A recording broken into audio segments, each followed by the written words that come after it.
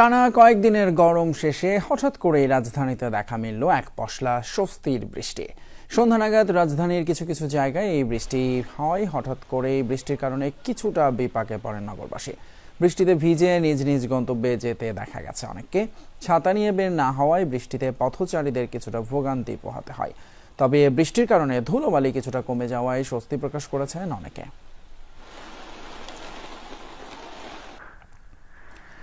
এদিকে তীব্র গরমের মধ্যে হঠাৎ স্বস্তির বৃষ্টি হলো খুলনায়। বৃষ্টির পাশাপাশি শিলা বৃষ্টি হওয়ায় ভাবনায় পড়েছে কৃষকরা।